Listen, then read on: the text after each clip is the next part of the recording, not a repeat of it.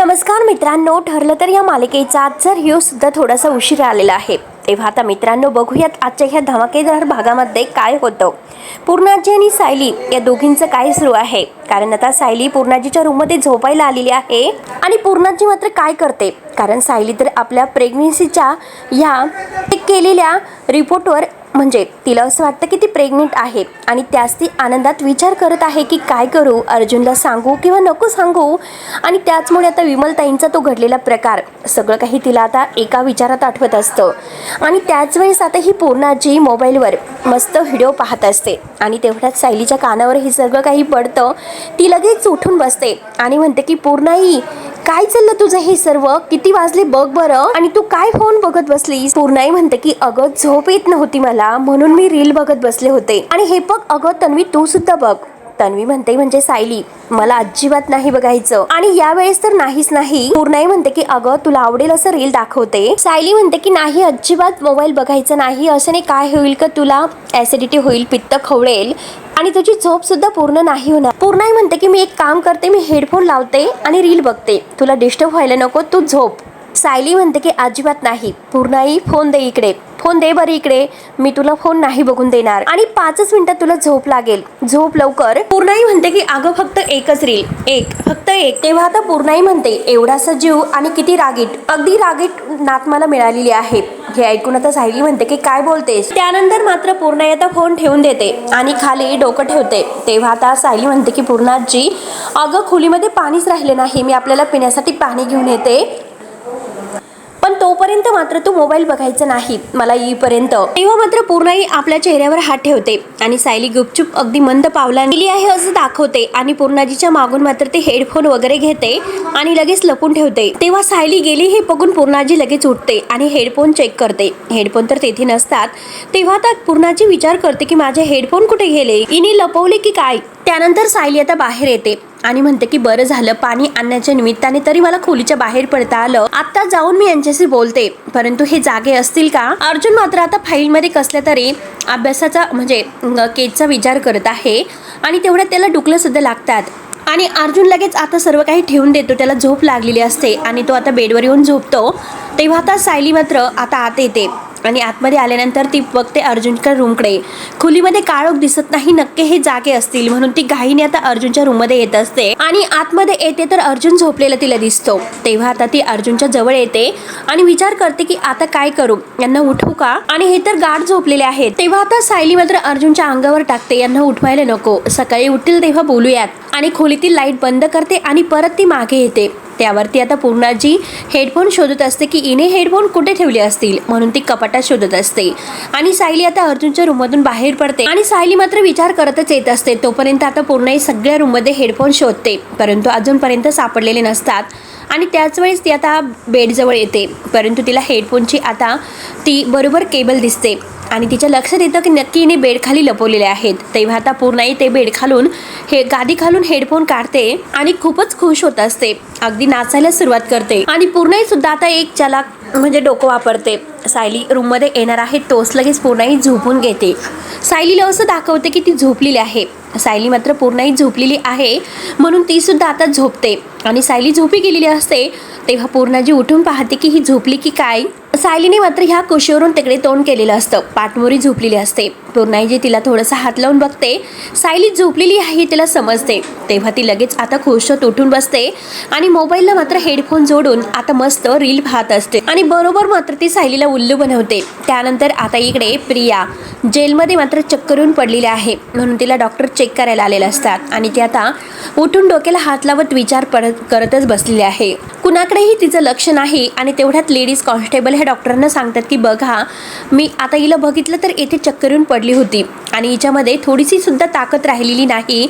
एकतर उद्या कोर्टामध्ये हिची केस आहे आणि हिला उभा राहायला सुद्धा ताकद नसेल तर कसं होईल, मग हिने काही खायला नको का, हिच्यामध्ये ताकद नको का. तेव्हा आता दुसरी जी काही तिच्या म्हणजे कायमच तिथे असते ती लेडीज कॉन्स्टेबल म्हणते की हिला जे काही काल खायला दिले होते आणि सकाळी सुद्धा खायला दिले होते, लगेच मात्र हिला उलट्या झाल्या आणि उलट्या झाल्या क्षणी सगळं काही हे पडले बाहेर मग आता तिने काही खायला नको का? आणि आतापर्यंत तर काहीच खाल्लेलं नाही आणि हिला खूप अशक्तपणा आलेला आहे. तेव्हा डॉक्टर सगळे काही ऐकून घेतात. प्रिया मात्र आता डोळे बंद करून डोक्याला हात लावून बसलेली आहे. तेव्हा डॉक्टर आता प्रियाचा हात नाडी चेक करतात आणि विचारतात की शेवटचे पिरियड्स कधी आले होते आणि तुला अजून मळमळ होतेस का? प्रिया काही बोलत नसते. त्यावरती डॉक्टर मात्र त्या लेडीज कॉन्स्टेबलला म्हणतात की हे बघा, तिच्या काही टेस्ट आपल्याला कराव्या लागतील, तिला आपण लगेच घेऊन जाऊयात. प्रियाला हाताला धरून त्या मात्र काही टेस्ट करण्यासाठी तिला घेऊन जातात. त्यानंतर इकडे पूर्णाई तर मस्त मोबाईल पाहत असते. तेव्हा आता मध्ये मध्ये पूर्णाईला मात्र आता रील बघून खूप हसायला येत असतं. ती मोठ्याने हसत असते आणि तेवढ्या सायलीला जाग येते. सायली उठून बसते आणि लॅम्प लावते. दिवा लावल्या क्षणी आता पूर्णाई सायलीकडे पाहते. सायली म्हणते की पूर्णाई, तुझं काय सुरू आहे? पूर्णाई म्हणते की अगं तू कशाला सारखी सारखी उठतेस? आता मी हेडफोन लावलेले आहे त्यामुळे तुला डिस्टर्ब सुद्धा होत नाही, तू झोप ना ग तन्वी.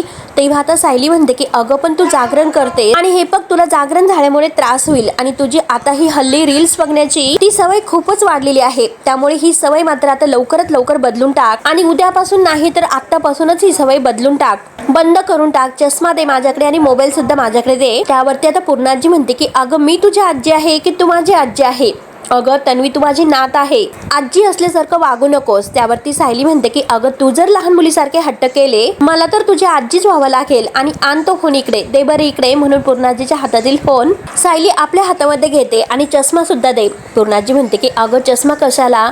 पण सायली म्हणते की नाही, तुला दे म्हणते ना, दे इकडे. म्हणून सायली चष्मा आणि मोबाईल आपल्याकडे घेते. त्यावरती पूर्णाई म्हणते की अगं थोडा वेळ, फक्त थोडा वेळ असून दे ना माझ्या शेजारी हे सर्व.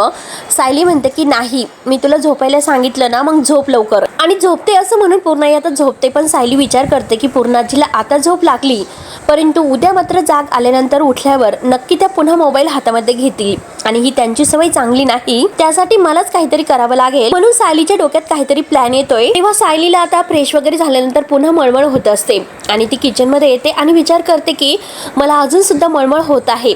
आता मी सकाळी जाते स्त्रीरोग तज्ज्ञांकडे आणि खात्री करूनच घेते नक्की हे सर्व काय आहे. आणि ती पाणी वगैरे प्यायला घेते, काहीतरी किचन मध्ये करत असते आणि लगेच डॉक्टरांना कॉल करते आणि डॉक्टरांना म्हणते की मी सायली सुभेदार, तुम्ही प्लीज मला म्हणजे मला तुम्हाला भेटायचं आहे, काही तपासण्या करायच्या आहेत. डॉक्टर विचारतात की तुम्ही अपॉइंटमेंट घेतलेली आहे का? सायली म्हणते की नाही, मी तुम्हाला वेळेच्या अगोदर भेटायला येते. डॉक्टर म्हणतात की ठीक आहे, लवकर या, पेशंट येण्याच्या अगोदर. सायली म्हणते की थँक्यू डॉक्टर, तुम्ही मात्र पेशंटच्या अगोदर मला भेटण्याची परवानगी दिली, मी लगेच येते. सायली आता परत ते लिंबू पाणी वगैरे पीत मात्र तिला आणखीनच मळमळल्यासारखं होत असतं. ती रूममध्ये जाते. तेव्हा आता विमलताई बघतात. विमलताईने ऐकलेलं असतं डॉक्टरांकडे सायली बहिणीनं जायचं असतं. तेव्हा विमलताई विचार करतात की नक्की काय झालं असेल यांना, डॉक्टरांकडे का जायचं असेल. आणि त्या खाली आल्यानंतर मी विचारतेस त्यांना नक्की काय झालेलं आहे. सायली रूममध्ये गेलेली असते आणि विमलताई आपलं काम करायला जातात. त्यानंतर इकडे जेलमध्ये मात्र महिपत आता प्राणायाम वगैरे योगा वगैरे करत आहे आणि नागराज म्हणतो की काय रे महिपत, काय सुरू आहे तुझं?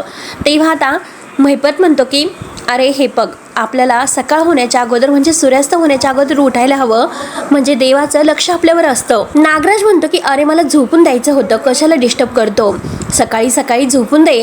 त्यावरती मात्र आता महिपत हात जोडतो आणि श्लोक म्हणायला सुरुवात करतो. नागराज म्हणतो की काय हा श्लोक म्हणतोय आणि लगेच उठून बसतो. त्याचा श्लोक वगैरे आता तो ऐकत असतो आणि तेवढ्यात हवालदार सुद्धा तेथे येतात आणि श्लोक ऐकतात.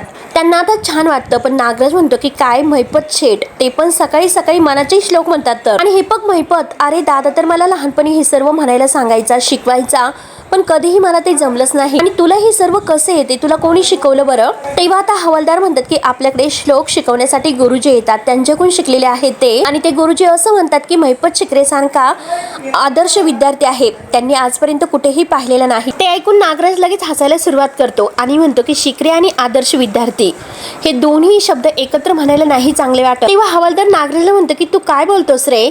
अरे शिकरेंचं तर सगळेजण कौतुक करायला लागलेले आहेत, एक पैशाचा सुद्धा ते कोणाला त्रास देत नाही. अरे इथेच काय तर आपले जेलर साहेब सुद्धा त्यांचं कौतुक करतात आणि त्यांचं कौतुक करायला ते लागलेले आहेत. तर नागराज म्हणतो की हो, अरे तू माझ्याशी बोलताना मला अरे तुरे करून बोलतो आणि त्यांच्याशी बोलताना अगदी त्यांना अहो शिकरे असं बोलतोय त्यांच्याशी. आणि त्याच्यावरूनच मला कळले की नक्की काय आहे ते. आणि हे बघा, तो तुम्हाला गंडवतोय, फसवतोय.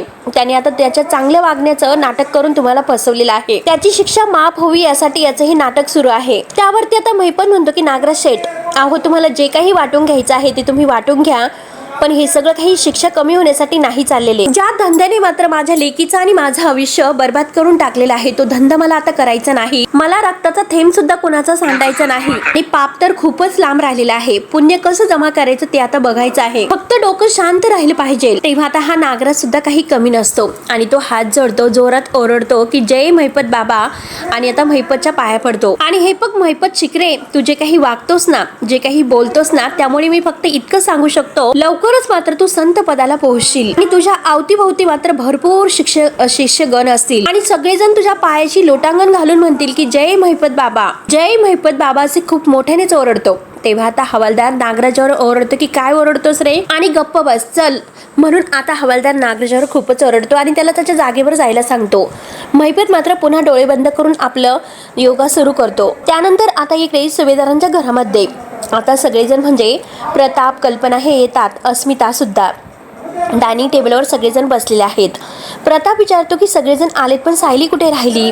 त्यावरती अस्मिता म्हणते की सायली पूर्णाजीच्या रूममध्ये झोपलेली होती आणि ती आत्ता वर गेली असेल. त्यावरती कल्पना म्हणते की हो ना, मी मगाशी अर्जुनला हाक मारली होती तेव्हा तो तयार होता असं म्हणाला. अगोदर ऑफिसमध्ये आणि मग कोर्टात जायचं आहे असे तो म्हणाला आणि तेवढ्यात तो तयार होऊन बाहेर येतो आणि विचारतो की सायली कुठे आहे.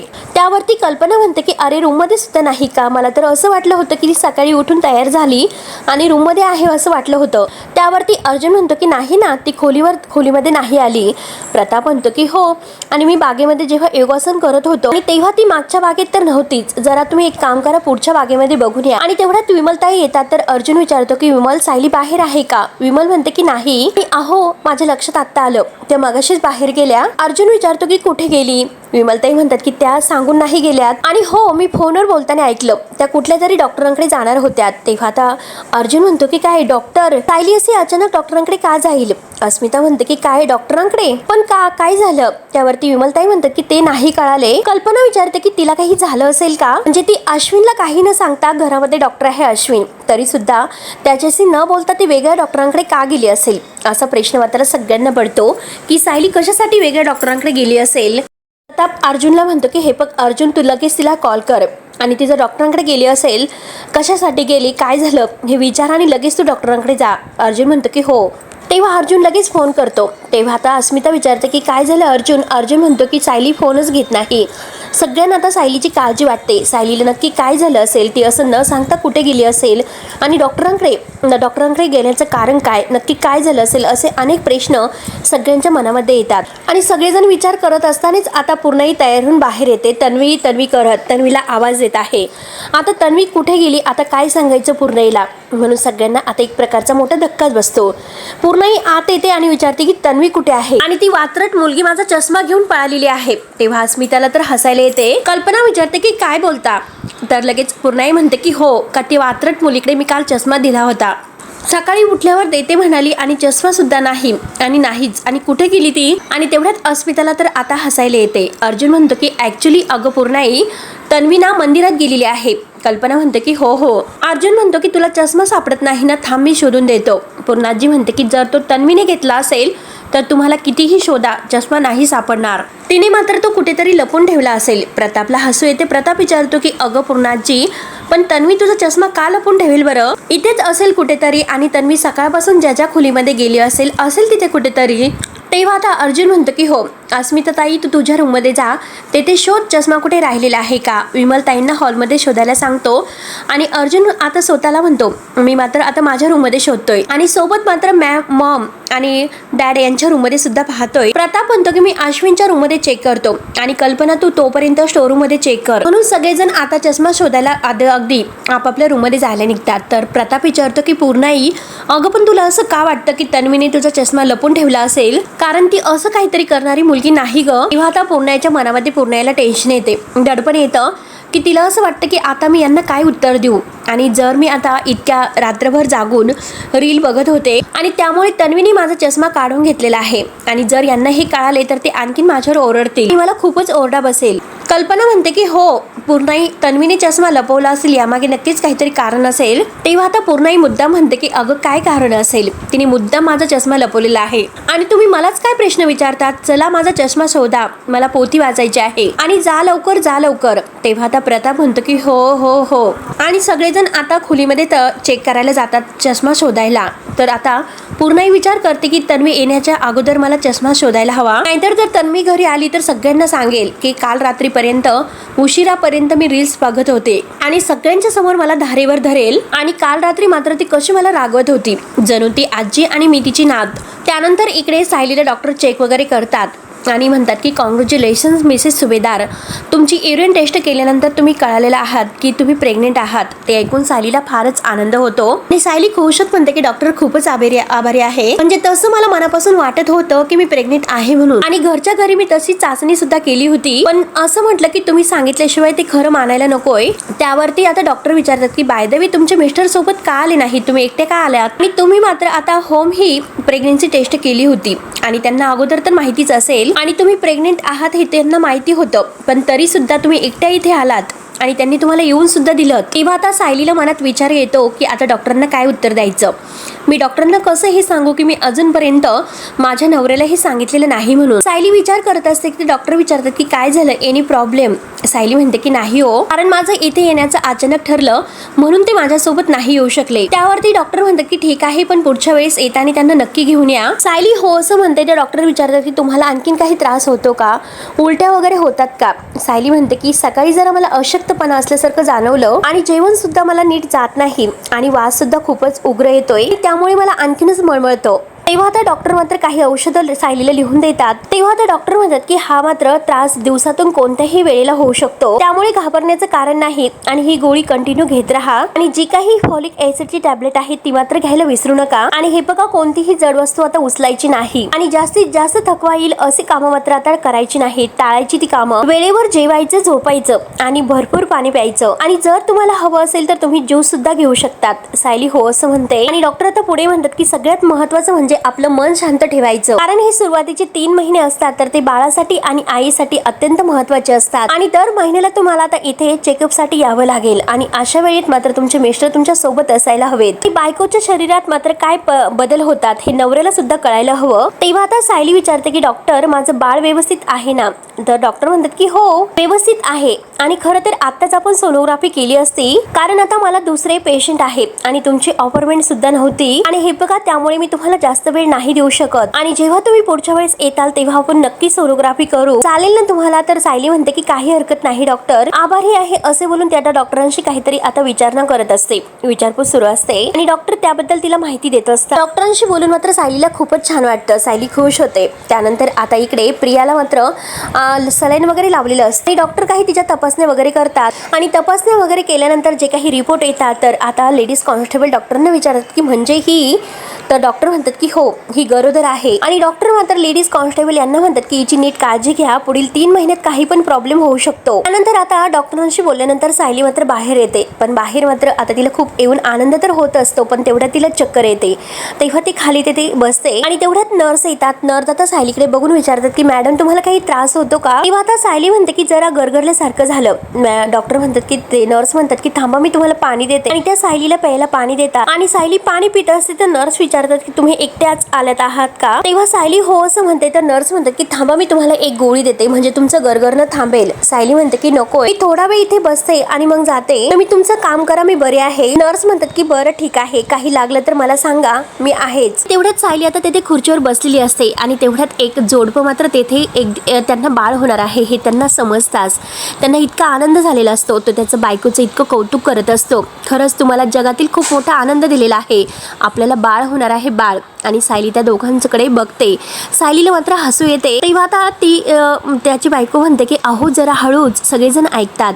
तेव्हा तो म्हणतो की अगं ऐकून देत ना आणि थांबा 1 मिनिट. आणि तो लगेच आता शेजारींचे दादा जात असतात तर त्यांच्या हातामध्ये हात देत म्हणतो की ओ दादा ऐका, आम्हाला बाळ होणार आहे. आणि तो आपल्या बायकोला मात्र सावकाश वेळेस तिथे बसवतो आणि मी तुला पाणी वगैरे देऊ का असं विचारतो. तो तिच्या खूपच पुढे पुढे करत असतो. तेव्हा तिची बायको म्हणते की अहो नको, मी ठीक आहे. आणि तो तिला म्हणत असतो की आता यापुढे कोणतंही काम करायचं नाही, एका जागी मस्त निवांत बसून राहायचं. आणि सायली मात्र त्या दोघांकडे पाहत असते आणि तो घाईने म्हणतो की थांब, मी तुझ्यासाठी नारळ पाणी घेऊन येतो. तेव्हा आता त्याची बायको त्याचा हात धरते आणि येथे तुम्ही माझ्या बाजूला बसा, मला काही नको असं म्हणते की हे बघा, तुम्ही माझ्या सोबतच बसा.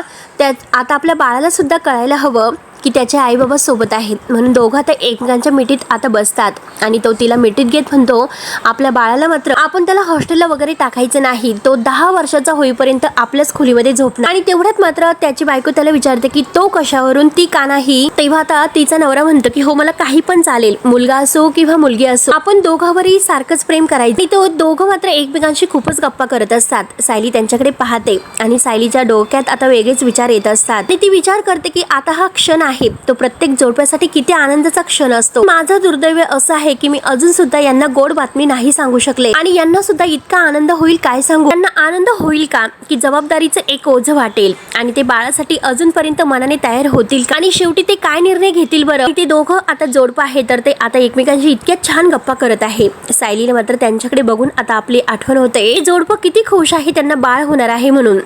आणि अर्जुनला मात्र हे सर्व समजल्यानंतर तो कसा रिएक्ट होईल याचा सायली विचार करत असते. आणि तो माणूस मात्र आपल्या बायकोची इतकी काळजी घेत असतो, तिच्या कपाळाचा केस वगैरे घेत असतो. आणि सायली मात्र त्यांच्याकडे बघते आणि मनात ठरवते की किती काही जरी असलं तरी सुद्धा मला यांच्याशी बोलावं लागेल. आणि हे बाळासाठी मनापासून आनंदाने तयार झाल्यावर घरातील सगळ्यांना हे सांगणार आहे. तोपर्यंत मी कुणाला नाही सांगू शकत, अगोदर मला यांना सांगायचं आहे. बाळाच्या बाबतीत यांचं मत काय आहे हे मला आता म्हणजे यांच्याकडून माहिती करून घ्यायचंच आहे. त्यानंतर आता इकडे सगळेजण आता पूर्णाईचा चष्मा शोधतात, पण कुणालाही चष्मा काही सापडलेला नसतो. आणि सगळेजण आता खाली मान घालून उभे असतात. तर पूर्णाई आता प्रत्येकाच्या समोर येते आणि म्हणते की 5 जण माझा चष्मा शोधतात पण एकाला सुद्धा चष्मा नाही सापडले. आणि ती काही सुई आहे का न सापडायला, ते तरी हरून जाण्यासाठी तुम्हाला नीट बघायला काय झालं होतं. त्यावरती प्रताप म्हणतो की अगं पूर्णाई, अगं खरंच आम्ही नीट शोधला तुझा चष्मा, प्रत्येक ठिकाणी शोधला, पण खरंच आम्हाला तो कुठेही नाही सापडला. त्यावरती कल्पना म्हणते की हो ना, आम्ही सगळ्या खोल्या बघितल्या आणि बाहेर सुद्धा सगळीकडे शोधलं, कुठेही आम्हाला नाही सापडला चष्मा. आणि तेवढ्यात अस्मिता आता म्हणून जाते की मला तर असं वाटायला लागलं की सायली म्हणणार तोच लगेच ती बोलायची थांबते. आणि परत आता पूर्णाईकडे बघत म्हणते की तन्वीने तो मुद्दाम कुठेतरी लपून ठेवला असेल असं म्हणते. त्यावरती अर्जुन म्हणतो की मग आपण एक काम करू, तन्वी परत आली ना आपण तिला विचारू आणि मग तिच्याकडून तो चष्मा घेऊ. आणि तो पूर्णाजीला विचारतो की तुम्हाला खरं सांग बरं, तन्वीने तुझा चष्मा का लपवला. आणि प्रताप म्हणतो की हे पूर्णाई ती वात्रट आहे, तिला असल्या गोष्टी करायची सवय आहे, अशी कारण मात्र तू देऊ नकोस. त्यामुळे आता मला दुसरी शंका येत आहे की यामागे नक्कीच काहीतरी वेगळं कारण आहे चष्मा लपवण्यामागे. त्यावरती आता पूर्णाई सगळ्यांचं बोलणं ऐकून घेते आणि म्हणते की अरे वा, तन्वीने चष्मा माझा लपवला आणि तुम्ही मात्र उलट तपासणी माझी घेतात तर. आणि तेवढ्याच सायली घरी येते आणि म्हणते की पूर्णाजी उलट तपासणी तर घ्यायलाच हवी, त्याशिवाय खरं काय ते कसं कळणार बरं. तेव्हा आता पूर्णाईला असं वाटतं की नक्की सगळ्यांच्या समोर आपलं भांडं फोडेल. तेव्हा आता तन्वी म्हणजे सायली पूर्णाईच्या समोर येते. पूर्णाई म्हणते की हा कसला पोरकटपणा आहे, तू माझा चष्मा का लपवलास बरं, असं कोणी वागतं का. आणि तेवढ्यात अर्जुन विचारतो की अगं पण तो डॉक्टरांकडे का गेली होती, काय झालं होतं. आणि तेवढ्यात आता पूर्णाई मात्र ही तिला तर मंदिरात गेलेली आहे असं सांगितलेलं असतं. ती अर्जुनकडे पाहत असते आणि सायली धक्क्यानेच अर्जुनकडे पाहते. मी डॉक्टरांकडे गेलेले आहे हे मात्र अर्जुनला कसे समजले. पूर्णाजी लगेच विचारते की अरे मगाशी तर तू म्हणाला होता की तन्वी मंदिरात गेलेली आहे म्हणून, आणि आता तर म्हणतोस की डॉक्टरांकडे का गेली होतीस. आणि तेव्हा आता सगळेजण एकमेकांकडे पाहायला सुरुवात करतात की नक्की आता काय उत्तर द्यायचं. तर पूर्णाजी आता सायलीलाच विचारते की तन्वी सांग बरं, खरंच तू कुठे गेली होतीस. त्यावरती आता सायली म्हणते की हो, मी अगोदर देवळातच गेले होते आणि त्यानंतर मी डॉक्टरांकडे गेले होते. तेव्हा कल्पना विचारते की अगं पण तू डॉक्टरांकडे का गेली होती. म्हणजे अगं तुला जर काही होत होतं तर तू अश्विनला का विचारलं नाही. पूर्णाजी विचारते की तुला बरं वाटत नाही का तन्वी, अगं मग तू आम्हाला कुणालाच का सांगितलं नाहीस बरं, असं एकट्याने कोणी डॉक्टरांकडे जातं का. त्यावरती सायली म्हणते की नाही ग पूर्णाई, असं काही नाही, मी बरी आहे. अगं जरा मला अशक्तपणा आलेला आहे ना त्यामुळे असं होतं, डॉक्टरांनी मला औषध लिहून दिलेली आहे आणि बाकी मी बरी आहे. पूर्णाजी म्हणते की हो ना अगं, उकाडा जास्त वाढलेला आहे त्यामुळे तुला असं होत असेल. आणि हे बघ तन्वी माझ्याकडे वाळ्याच्या काड्या आहे, मी घेऊन येते. तेव्हा आता पूर्णाई जायला निघतात तर विमल म्हणते की पूर्णाई थांब, थांबा मी आणते. आणि तेवढ्यात मात्र खाली एक खुळखुळा पडलेला असतो आणि आता आजीचा पाय घसरणार तोच लगेच सायली हात धरते आणि सगळेजण पूर्णाजी असं म्हणतात. तर पूर्णाजी आता हसते. सायली मात्र तो खुळखुळा आहे तर तो बाजूला काढते पूर्णाजीच्या पायाखालून. पूर्णाजी हसते आणि म्हणते की अगं ते खेळणं तर खाली पडलेलं होतं, मी पाहिलंच नाही आणि आता बहुतेक मला चालताना सुद्धा चष्मा लावावा लागेल. आणि पूर्णाईला मात्र चष्मा घ्यायचा असतो, ह्यासाठी ती आता नाटक करते. त्यावरती कल्पना विचारते की तन्वी, तू खरंच मात्र चष्मा पूर्णाईचा लपवलेला आहेस का? सायली म्हणते की हो, लपवलं मी पूर्णाजींचा चष्मा. तेव्हा आता पूर्णाईला भीती वाटते, नक्की ही कुणाला काही सांगणार तर नाही ना. सायली आता पूर्णाईकडे बघून हसते आणि सगळ्यांकडे पाहत असते. तर मित्रांनो, हा भाग येथे संपतो. पुढील भागामध्ये आता मात्र लेडीज कॉन्स्टेबल आहे तर त्या प्रियाला म्हणतात की मी तुला जे काही सांगते ते नीट ऐकून घे, कारण तू गरोदर आहे. आता मात्र प्रियाला तर एक वेगळा दिलासा मिळतो आणि ती आता म्हणते की अश्विनला जर एकदा समजलं की मी प्रेग्नेंट आहे तर तो मला नक्की स्वीकारेल आणि तो मला नक्की इथून बाहेर काढेल. त्यानंतर मात्र आता झाडाखाली बाहेर गार्डन मध्ये सायलीने चष्मा लपवलेला असतो. सगळेजण शोधत असतात. पूर्णाई विचारते की कुठे लपवलास माझा चष्मा? तेव्हा आता सायलीने मात्र ज्या ठिकाणी लहानपणी ती चष्मा लपवायची एका झाडाखाली तेथेच लपवलेला असतो आणि तो चष्मा ती काढून देते. पूर्णाई म्हणतात की लहानपणी तू जेथे चष्मा लपवायचीस आणि त्या ठिकाणी पुरायचीस तर त्याच ठिकाणी तू आता सुद्धा तोच चष्मा पुरलेला आहे. तेव्हा आता प्रताप म्हणतो की हो ना, मला सुद्धा आठवतं, कारण लहानपणी तन्वी तुझा चष्मा इथेच लपून ठेवायची आणि पुरून ठेवायची. आता पूर्णाई खुश म्हणतात की 5 वर्षाची तन्वी आज माझ्या समोर उभी आहे. सायली मात्र धक्क्याने पाहत असते की तन्वीच्या बाबतीत आता इतके सगळे योगायोग कसे होऊ शकतात. अर्जुन सुद्धा पाहतोय. तर मित्रांनो, आता पुढे नक्की काय होईल हे बघायला विसरू नका. तोपर्यंत धन्यवाद.